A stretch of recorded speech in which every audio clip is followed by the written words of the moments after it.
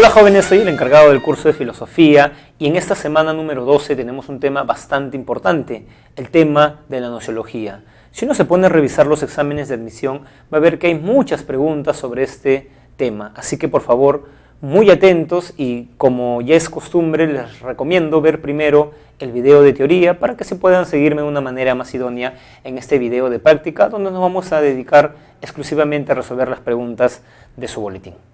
Vayamos a la pregunta número 1. En el Perú se organizan talleres dirigidos a los presos con el fin de reinsertarlos a la sociedad. Además, generalmente reciben la visita de un sacerdote que les lee la Biblia para reformar su conducta. Para muchos de ellos, esto último es una verdad. Nos estamos hablando del problema de la verdad. Muy bien, pues cuando dejan la prisión, luego de haber cumplido su condena, salen convencidos de la palabra de Dios, y por ello se les suele escuchar en los buses diciendo que han cambiado como personas gracias a él. Qué interesante pregunta en realidad. Habla de los mecanismos que tiene la sociedad para reinsertar a las personas que han delinquido, han cometido algún crimen, ¿no? Entonces se dan talleres dirigidos a presos, incluso acá en el Perú, Alonso Coeto, este escritor, dirige un taller dirigido, digamos, un taller de literatura y de producción literaria dirigido a reos, ¿no? Entonces, ¿cuál es el fin de estos talleres? Como bien lo dice la pregunta, es reinsertarlos a la sociedad. Por ejemplo, vamos a impartir un curso de religión. ¿Cuál es el efecto? O sea, las personas que imparten el curso de religión consideran que el efecto es reformar la conducta en los reos, en los presos. ¿Eso qué quiere decir, jóvenes? ¿No? Que se dé el curso de religión por las consecuencias beneficiosas que genera en la conducta de los reos. O sea, tenemos la idea de que algo es verdad siempre y cuando sus consecuencias son beneficiosas. Incluso podríamos ir un poquito más lejos y decir, no importa si Dios existe o no, lo fundamental es que la creencia en Él y en su existencia tiene efectos fundamentalmente positivos en los presos. ¿Por qué? Porque ellos van a actuar bien, van a respetar las leyes, esperando un paraíso. ¿Cómo se llama la postura que considera que algo es verdadero por las consecuencias beneficiosas? El famoso pragmatismo. Por eso la alternativa correcta es la verdad como utilidad. Algo es verdadero si sus consecuencias son útiles o beneficiosas. Pregunta 2. Según Wittgenstein, el lenguaje solo describe el mundo. Así, una proposición refiere a un hecho y una palabra refiere a un objeto. Si existiese un enunciado que no hiciera referencia a un hecho, este no tendría sentido, pues no coincidiría con el mundo.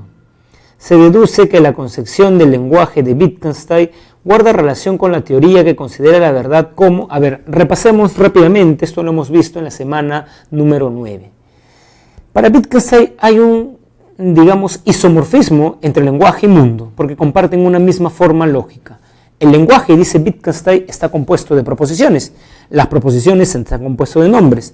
Los nombres hacen referencia a los hechos, ¿no? O sea, refieren. Y la proposición es una pintura del mundo. Miren lo que viene después. Dice, una proposición describe el mundo si refiere a un hecho. O sea, y luego dice, si existiera un enunciado que no hiciera referencia a un hecho, este no tendría sentido. O sea, ¿qué está diciendo en estas líneas? Que una proposición es verdadera si hace referencia y se corresponde con un hecho. ¿Cómo se llama esa teoría de la verdad? La teoría de la verdad como correspondencia, que no solamente la defiende Wittgenstein, sino también Russell, Tomás de Aquino y Aristóteles. Algo es verdadero cuando es que se corresponde con la realidad. Por ejemplo, cuando yo digo, los metales se dilatan, esa proposición está correspondiendo con un hecho. Pero cuando yo digo, Dios es bueno, ¿esa proposición se corresponde con un hecho? No. Y como no se corresponde con un hecho, es una pseudo proposición o una proposición falsa, diría Wittgenstein. Como introducción o nota preliminar, solo parece necesario indicar que existen dos troncos del conocimiento humano, los cuales proceden acaso de una raíz común, pero desconocida para nosotros: la sensibilidad y el entendimiento. A través de la primera se nos dan los objetos, como puesto en esta parte de la pizarra, en el esquema, ¿no? Dos troncos del conocimiento. Mediante la sensibilidad se nos dan los objetos. A través de la segunda, es decir, del entendimiento, los pensamos. Estamos acá. Así pues, en la medida en que la sensibilidad contenga representaciones a priori que constituyan la condición bajo la que se nos dan los objetos, pertenecerá a la filosofía trascendental. Considerando el problema de la esencia o naturaleza del conocimiento, el texto anterior hace alusión al... expliquemos primero. Como ya les he dicho, la sensibilidad se nos dan los objetos. O sea, es lo que Kant dice o llama el material del conocimiento. O sea, para conocer necesitamos algo que conocer, un objeto. Pero luego también necesitamos algo que ordene el conocimiento. Y ese es los pensamientos, ¿no? Quien ordena el conocimiento. El sujeto. O sea, necesitamos alguien que conozca. No solamente para que haya conocimiento debe haber una pizarra en esta aula de grabación, sino también debo estar yo para conocer esa pizarra. O sea, ¿qué quiere decir esto? Que sujeto y objeto son fundamentales en el proceso del conocimiento. Porque como les he dicho, si solamente hay objeto, ¿quién conocería? Y si solo hay sujeto, ¿qué conocería? ¿No? Entonces se necesita de ambos, de el que conoce y lo que es conocido, ¿no? ¿Quién plantea eso? Kant, y Kant es fenomenalista. Se necesita de ambos. Muy bien. Pregunta número 4.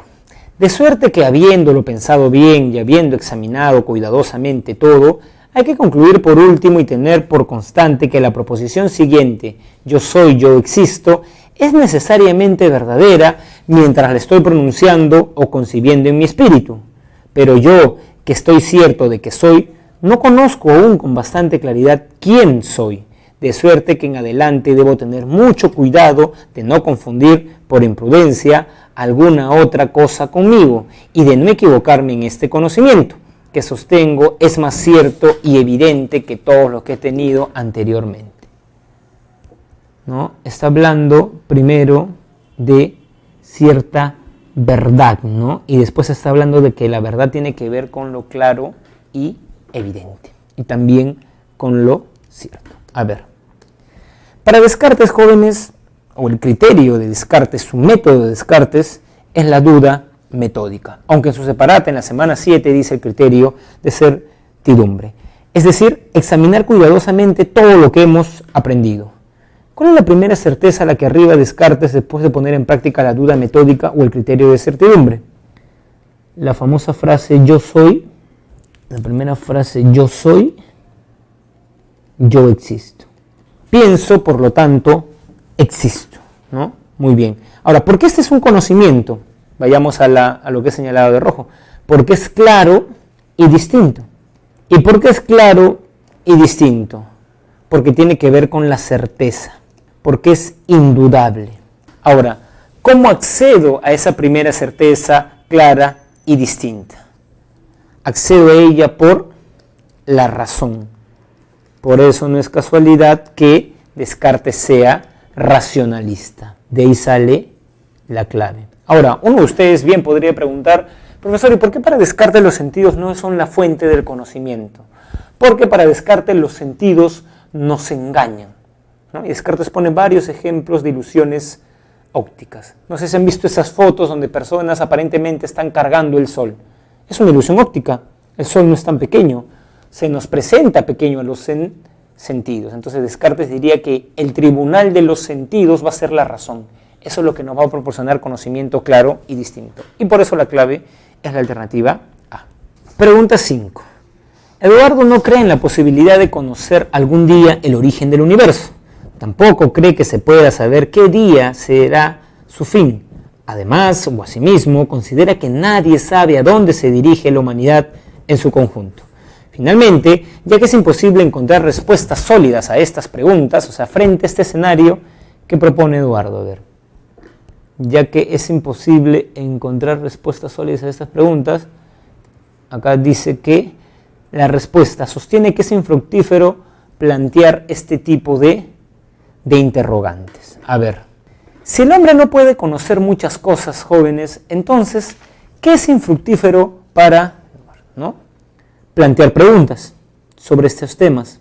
Pero no solamente eso podríamos decir, sino también dar respuestas, porque nosotros podríamos decir, no voy a plantear una pregunta en torno al origen del universo, nosotros, pero por ejemplo soy profesor y me preguntan en el aula de clase, profesor, ¿cuál es el origen del universo? Entonces yo voy a considerar, siendo fiel a que si no puedo conocer la realidad, lo infructífero también es no solo plantear preguntas, sino dar respuestas a las preguntas.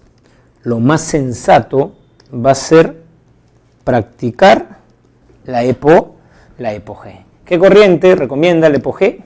El escepticismo. El radical, jóvenes, que es el de Pirrón, porque el de Protágoras es el relativista. La clave entonces es la C. En una conversación, Ernesto dice conocer a su pareja desde hace 4 años y que desde hace 2 años estableció una relación sentimental con ella, por lo cual considera que conoce a fondo y a la perfección su carácter. Un amigo suyo, al escuchar esto, le dice que no es posible conocer algo o alguien tal cual es, sino solo lo que se muestra, su apariencia. De acuerdo con el problema del origen del conocimiento, ¿con qué postura es compatible la idea del amigo de Ernesto? A ver, veamos. Ernesto cree que conoce a la perfección a su pareja, pero hay un filósofo que le diría, a ver, solamente conocemos la apariencia, no la realidad. Y precisamente eso es lo que le dice su amigo, que conocemos la apariencia, o sea que conocemos el fenómeno. Pero Ernesto cree que conocemos el nóumeno, lo que son en realidad las personas, ¿no? O sea, esta persona que dice que solamente conocemos el fenómeno y no el nóumeno es criticista, el amigo. En cambio, el que dice que conocemos el fenómeno y el noumeno, ese es dogmático, que conocemos la realidad, dogmatismo. Y es más, jóvenes, a quienes postulen a psicología, personalidad en griego, o sea, en la palabra griega, personalidad es prosopón, que significa máscara. ¿Qué quiere decir eso? Que nuestra personalidad es una máscara que tenemos frente a los otros, ¿no? Detesto que un alumno esté con celular en clase, pero en la pre me he topado con alumnos que están con celular en clase. Entonces yo no les he dicho todo lo que pienso porque digo, caramba, un profesor no se puede comportar así. Entonces me pongo una máscara y de manera alturada le digo, a ver, joven, por favor, le trato de hacer entender. Y cuando veo a ese mismo joven en la otra clase, de nuevo, digamos, el ser tolerante o el ser bondadoso al perdonar los errores de otras personas, digamos, es mi máscara, mi personalidad, porque no sé, soy una persona iracunda en el fondo. Entonces, no sé, quisiera así como los maestros antiguos infringir maltrato físico, pero no lo hago porque todos conocen mi máscara, no conocen mi personalidad, ¿no? Entonces, eso es más o menos lo que dice Kant, que conocemos fenómenos, mas no nóumenos. Entonces, incluso basándonos en esta pregunta, deberíamos decir que es ingenuo casarnos con alguien bajo la creencia que lo vamos a conocer tal cual es. Nada, conocemos la apariencia. Es decir, lo que ella quiere que nosotros conozcamos de ella o lo que nosotros queremos lo que ella conozcan de nosotros, ¿no? Eso sin lugar a dudas, porque la pregunta versa sobre el amigo de Ernesto, es el criticismo. Juan es un niño de 8 años que después del colegio invita casi siempre a su amigo Ricardo a que vaya a su casa. Entre los dos suelen dibujar personajes inventados por ellos mismos como monstruos y fantasmas y los consideran reales, al punto que a veces tienen pesadillas con estos. Por ello, la madre de Juan siempre les recalca que no deberían pensar que esos personajes existen, pues la única realidad es lo exterior a nosotros. En relación con el problema de la esencia del conocimiento, las ideas de la mamá de Juan aluden a la tesis conocida como, a ver, acá les he sintetizado los que ustedes vieron en el video de teoría. Yo en ese video digo que el realismo se compromete con 3 tesis. La primera, ¿cómo entiende el conocimiento? Como el reflejo del objeto. La segunda, el objeto determina el conocimiento. Y la tercera, el sujeto puede conocer al objeto en sí mismo. O sea, el realismo es dogmático. Cree que podemos conocer la realidad tal y como es. Ahora, ¿por qué se ha agregado esta palabra que dice objeto? Porque según el realismo, es la única realidad que existe. Incluso existe con independencia de mí. Este clásico ejemplo. Por citar un caso. En San Marcos no hay clases, ¿no? En estos momentos, ¿no? Entonces, las pizarras de San Marcos existen a las 12 de la noche cuando hoy no hay nadie en la Facultad de Letras. Por supuesto, profesor, que existen. Ustedes son realistas. Ustedes creen que las cosas no existen, digamos, las cosas no dependen de nosotros para existir. Cuando me voy a la calle a pasear y mi casa está sola, existen mis libros, existe mi librero, existe mi biblioteca. Más bien aquel que cree que existe algo que uno lo percibe, esa persona es idealista. Berkeley, ser es ser percibido, ¿no? Entonces, esta persona, o sea, la mamá de Juan, es realista. ¿Por qué, profesor? Por estas líneas. Pues la única realidad es la exterior a nosotros. Eso es una tesis del realismo, por ende la clave es la C. Pregunta número 8. Un ciego de nacimiento no puede formar ninguna noción de los colores y un sordo de nacimiento tampoco de los sonidos. Devolvamos a cualquiera de ellos este sentido y, devolvamos a cualquiera de ellos ese sentido que tenía deteriorado, o sea, el ciego la vista, el sordo la audición. Al abrir esa nueva puerta a la sensación, también se abriría una nueva puerta a las ideas. Eso es clave, por eso lo he remarcado. De modo que no tendrá ya dificultad para concebir tales objetos. El caso es el mismo. Si el objeto adecuado para provocar una sensación nunca ha tomado contacto con el órgano, ¿no? A ver, ¿qué quiere decir esta frase? Al abrir esa nueva puerta a la sensación, también se abriría una nueva puerta a las ideas. En buen cristiano, el origen de las ideas es la experiencia. Si bien el sordo no tiene, ideas de los sonidos o el ciego de los colores, es porque no tiene la sensación. Pero si por un acto milagroso o una operación que se desarrolle más adelante, imaginemos de acá 100 años, que se le pueda devolver la vista a las personas que nacen ciegas, ¿qué diría este filósofo? Que una vez que le das apertura a la sensación, le das apertura a las ideas, ¿no? ¿Eso qué quiere decir? Que el ciego no tiene la idea de los colores porque no los ha visto, y el sordo no tiene las ideas de los sonidos porque no los ha percibido. Profesor, y el caso de Beethoven, me puede preguntar uno de ustedes. Bueno, Beethoven no nació sordo, ¿no? Beethoven se fue quedando sordo, es más, su sordera parece que se agudiza a partir de los 50, y ya al final de terminar de componer la 9ª sinfonía, queda totalmente sordo, pero ojo, de una sola oreja, ¿no? O sea, no es que él fue sordo de nacimiento, ¿no? Así que este no sería ningún contraejemplo. Eso que he explicado, que el origen de las ideas es la experiencia, de acuerdo con el problema del origen del conocimiento, ¿a qué postura hace alusión? Al empirismo. Muy bien, jóvenes, vamos a leer una lectura complementaria de David Hume. Por ejemplo, algo muy positivo de David Hume es que escribe muy bien, y ustedes lo van a ver acá, ¿no? Cualquiera admitirá de buena gana que hay una diferencia considerable, dice David Hume, entre la percepción de la mente, cuando un hombre siente dolor por un excesivo bochorno o placer por un calor moderado, y cuando después evoca en su memoria esta sensación. Esto que está acá es lo que yo les explico en el video entre impresión e idea. ¿Qué está diciendo David Hume? Que una cosa es estar en la playa y sentir el calorcito del sol y sentir cierto placer por ello, y otra cosa es cuando yo vuelvo a mi casa y tengo mucho frío en ella y recuerdo estar en la playa. O sea, no es lo mismo la vida que el recuerdo de lo vivido. Una cosa es estar en un concierto de rock y otra cosa es recordar mis vivencias en el concierto de rock cuando veo el video que grabé con mi celular, ¿no? Muy bien, continuemos. Estas últimas facultades pueden imitar o copiar las percepciones de los sentidos, pero nunca podrán del todo alcanzar la fuerza y la vivacidad del sentimiento original. O sea, siempre superior la impresión a la idea. Lo máximo que podemos decir de ellas, incluso cuando operan con enorme vigor, es que representan sus objetos de tan viva manera que casi podríamos decir que los sentimos o los vemos. O sea, a veces la imaginación es tan fuerte que creemos que vemos a Florentino Ariza esperando a Fermina Daza. O creemos que Aquiles está corriendo, o sea, imaginamos al leer Homero que Aquiles está arrastrando a Héctor, pero no hemos visto eso. Pero a veces un escritor lo hace tan bien que puede hacernos producir esa sensación. Pero lo que está diciendo David Hume es que nunca la imaginación va a ser lo mismo que la impresión, ¿no? Continuemos. Sin embargo, salvo que la mente se encuentre desordenada por enfermedad o locura, nunca puede llegar a un extremo tal de vivacidad como para volver a las percepciones del todo indistinguibles, ¿no? A las percepciones indistinguibles ¿de qué? De las ideas. Las percepciones son más intensas.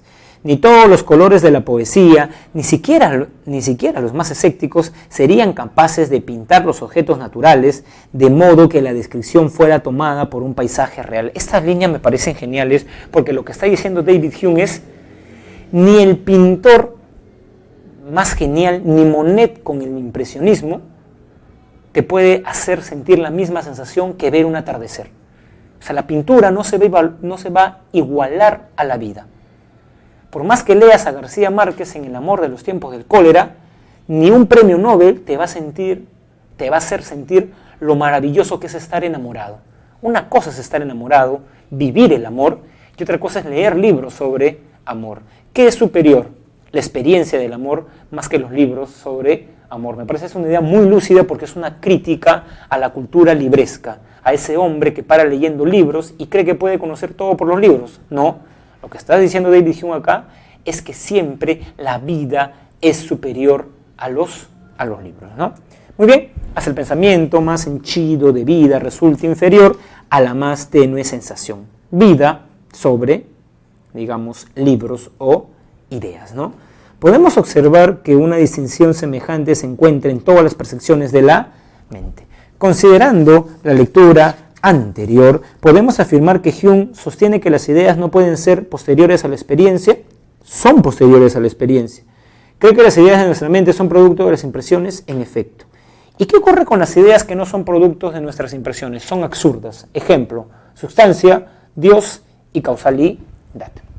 Muy bien, jóvenes, hemos visto las ideas concernientes a la gnoseología. Como les había dicho al comienzo del video, tengan mucho cuidado en repasar estos temas porque son temas reiterativos en los exámenes de admisión y además porque les va a venir en su tercer examen. Ya saben, con cualquier duda o comentario pueden escribir en el link de este video. Nos vemos.